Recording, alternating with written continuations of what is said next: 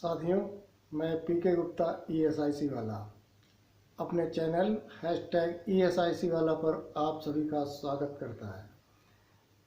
आज का टॉपिक जो है बहुत ही ज्वलंत टॉपिक लिया है, जो इंश्योर्ड पर्सन और इंश्योर्ड वुमेन के लिए, ESIC के एम्प्लॉयर्स के लिए और हमारे ESIC के स्टाफ के लिए बहुत ही लाभकारी सिद्ध होगा। यदि आप हमारा ये आज का वीडियो विदाउट एनी स्किप पूरा देखते हैं तो मैं आपको ये प्रॉमिस करता हूँ कि इसमें आपको बहुत ही फ़ायदे वाली चीज़ें मिलेंगी। Thank you. अब मैं स्टार्ट करता हूँ। साथियों, कंट्रीब्यूशन किस रेट से कटता है, कब काटा जाता है और किस प्रकार से वो आगे बेनिफिट देने के लिए उपयोगी सिद्ध होता है। तो जैसा कि आप जानते हैं, कंट्रीब्यूशन ESI में 0.75% of the gross salary insured person और इंश्योर्ड वुमेन से कटता है, जिसमें एम्प्लॉयर अपना कंट्रीब्यूशन 3.75% मिला करके उसको जमा करता है, 3.25% मिला करके उसको जमा करता है। एक्चुअली इसमें दो कंट्रीब्यूशन पीरियड होते हैं, एक होता है अप्रैल टू सितंबर और एक होता है अक्टूबर टू मार्च। अब यदि कोई एम्प्लॉई 21,000 रुपये तक सैलरी पा रहा है, तब तो उसका ये है कि सीधा सीधा ग्रॉस सैलरी का आप 0.75% आप काट देंगे और उसका उसी हिसाब से डिपॉजिट करेंगे अपना शेयर मिला के। अब यदि किसी इंश्योर्ड पर्सन या इंश्योर्ड वुमेन की सैलरी सपोज करिए अप्रैल में आपने 21,000 के रेशियो पर काटी और मई में उसकी सैलरी 25,000 हो गई इंक्रीमेंट लगने से, या ओवर टाइम लगाने से उसकी सैलरी 40,000 हो गई, तो उन परिस्थिति में क्या करें।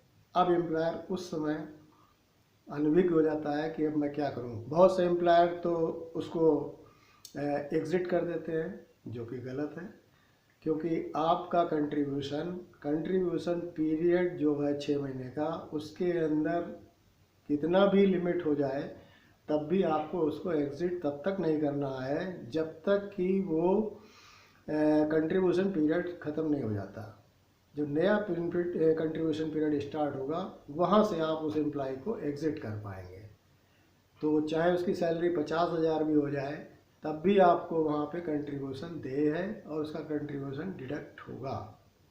और यहाँ पर एक चीज़ और आपको क्लियर कर दूँ कि जो एम्प्लॉयर शेयर है वो किसी भी परिस्थिति में इंश्योर्ड पर्सन या इंश्योर्ड वुमेन की सैलरी से नहीं काटा जा सकता, ऐसा एक्ट में लिखा हुआ है।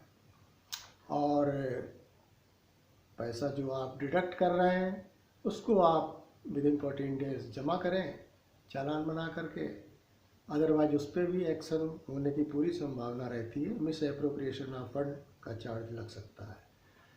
तो इसमें अब मैं इसमें आपको एक और चीज़ ये बताना चाहूँगा कि जैसे कोई एम्प्लाई आप डेली वेजेस पे लाते हैं, सपोज करिए आप AC की सर्विस कराने के लिए किसी इलेक्ट्रीशियन को आपने बुलाया और आपने उसको काम पे लगा दिया। अब यदि वो काम करते समय करंट लग जाता है और उसकी डेथ हो जाती है और अभी आपने उसको रजिस्टर्ड नहीं किया ESI में, तो ऐसी कंडीशन में आपको वर्कमैन कंपनसेशन एक्ट आपके ऊपर एप्लीकेबल हो जाता है।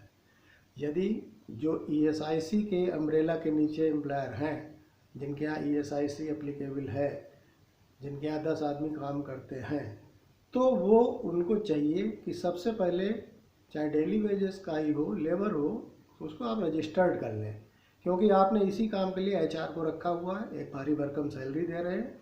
इसी काम के लिए आपने पार्ट टाइम में एक उसमें रखा हुआ है जो आपका ESI और PF की कंसल्टेंसी कर रहा है, तो क्यों ना हम उसको पहले रजिस्टर्ड करें। रजिस्टर्ड करने से उसको एक इंश्योरेंस नंबर प्राप्त हो जाता है, अब वो ESIC के दायरे में आ जाता है। अब सपोज करिए वो इलेक्ट्रीशियन जो AC ठीक कर रहा था, यदि उसकी अचानक डेथ हो जाती है ड्यू टू करंट और due to on the spot अपने ड्यूटी आवर्स को पूरा करने में, तो ऐसी स्थिति में ESIC would be liable to pay dependent benefits to his wife. अब आप ये कहेंगे कि इसमें कितना उसको मिलेगा, अभी तो उसका कंट्रीब्यूशन कटा ही नहीं था, अभी उसको सैलरी मिली ही नहीं थी, क्योंकि सैलरी मिलती है आफ्टर कंप्लीटिंग द मंथ और कंप्लीटिंग द जॉब। और अभी आप जॉब भी कंप्लीट नहीं हुआ था और अभी मंथ भी कंप्लीट नहीं हुआ था, दोनों ही परिस्थिति में। लेकिन ईएसआईसी कहता है, ये मैं नहीं कहता, एक्ट कहता है कि आपको आपकी जो लायबिलिटी है वो हमारी तरफ रिडायरेक्ट हो जाती है। और ऐसे बस केवल कंडीशन ये है कि आपने उसको इंश्योर्ड किया हो, रजिस्टर्ड किया हो। ऑनलाइन यदि आपने रजिस्टर्ड कर दिया है and he R C has got an insurance number, it means he is an insured person. अब उसने यदि पूरे दिन काम किया होता या पूरे मंथ काम किया होता, इस आधार पे हम उसकी गणना कर लेंगे और गणना करके उसको हम डिपेंडेंट बेनिफिट उसकी वाइफ को और उनके बच्चों को, नाबालिग बच्चों को देते हैं। इसमें 25 साल तक बढ़ा के कर दिया गया है।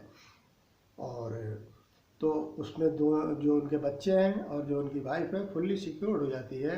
आप नहीं हैं तो भी कोई चिंता की बात नहीं, उनका खर्चा चलता रहता है। ईएसआईसी उनको जो वो सैलरी ड्रा कर रहे हैं उसका 90% ऑफ द ग्रॉस सैलरी उनकी डिपेंडेंट बेनिफिट फिक्स कर देती है। अब ये डिपेंडेंट बेनिफिट वो अपने गांव में रहकर प्राप्त कर सकते हैं, डीबीटी के माध्यम से उनके खाते में पैसा भेज दिया जाता है। कोई ज़रूरी नहीं है उसके लिए कि जहां वो नौकरी कर रहे थे वहीं पे आना पड़ेगा ना, आप अपने गांव में ट्रांसफ़र करा लीजिए, आप अपना जिस शहर में रहते हैं वहाँ ट्रांसफ़र करा लीजिए। ऑल इंडिया इसकी फैसिलिटी है, आप कहीं भी जा कर के उसको रिसीव कर सकते हैं और जाने की भी ज़रूरत नहीं। अब तो हमारे यहाँ ऑनलाइन सिस्टम है, सब खाते में ही मंथली आपके खाते में पैसा भेज दिया जाता है। बस साल में एक बार आपको लाइफ सर्टिफिकेट जमा करने संबंधित कार्यालय को जाना होता है, बस इतना सा काम है। तो इसमें ईएसआईसी उसकी गणना इस आधार पे करती है कि यदि आज उसने काम किया, मान लिया 500 रुपये डेली वेजेस पे, तो 15,000 रुपये उसकी मोटी मोटी सैलरी बन गई महीने भर की, और 15,000 का 90% उसका बन जाता है। अब ये जो शेयर होता है इसको वो डिवाइड कर दिया जाता है, रेशियो उसमें बने हुए हैं। 3/5 जो है उसका विडो का हो जाता है और 2/5 शेयर जो है वो बच्चों का हो जाता है।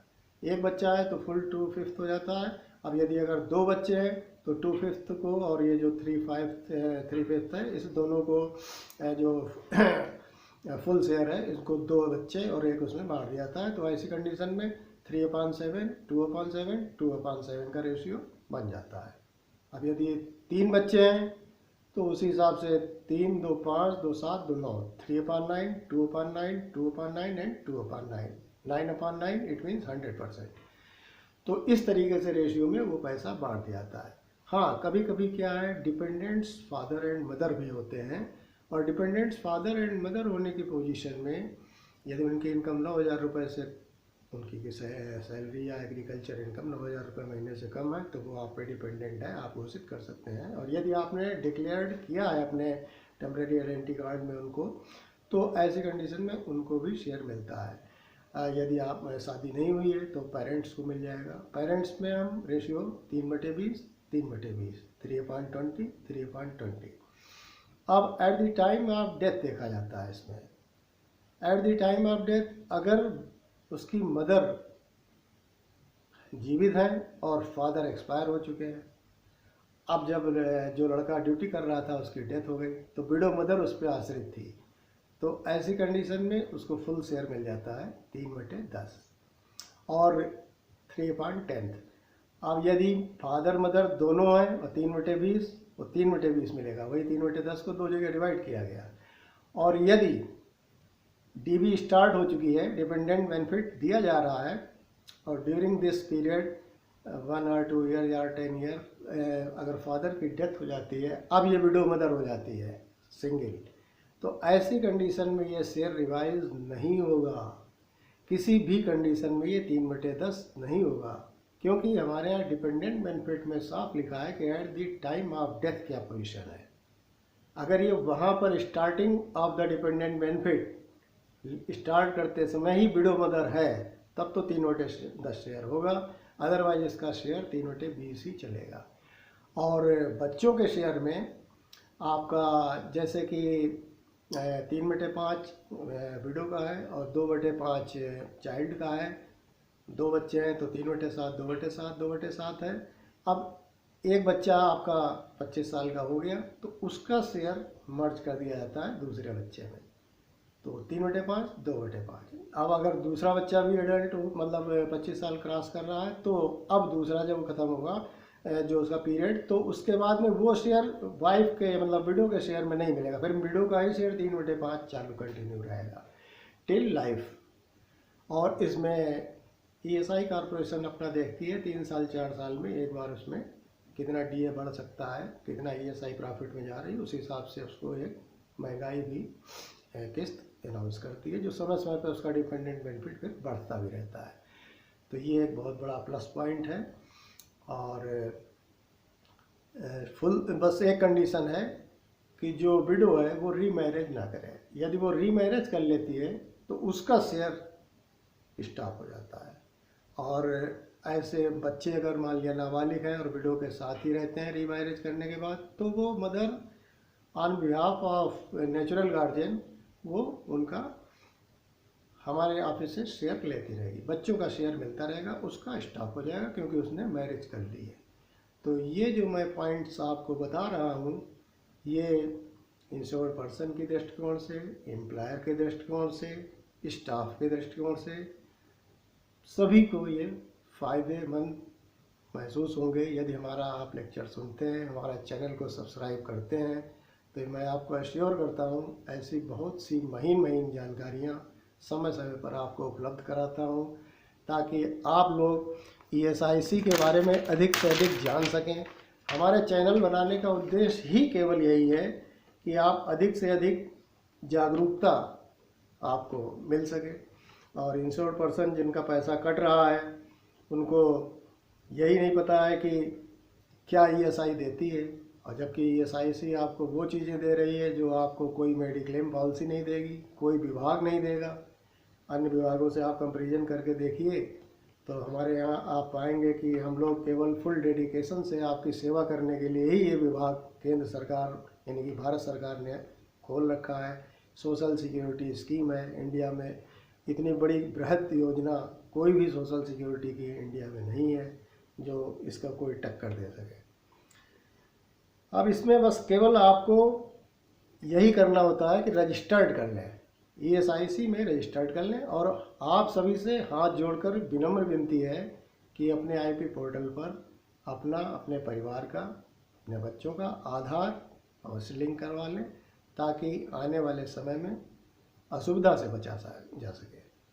तो आपको यदि हमारा आज का सूचनाएं आपको अच्छी लगी हो, आपको ऐसा लगता है कि ये सूचनाएं महत्वपूर्ण हैं, तो आप कृपया अनुरोध है कि आप हमारा चैनल को अधिक से अधिक लाइक करें, सब्सक्राइब भी करें और शेयर भी करें, ताकि जितना ही अधिक लोग देखेंगे उसका बेनिफिट उठा पाएंगे।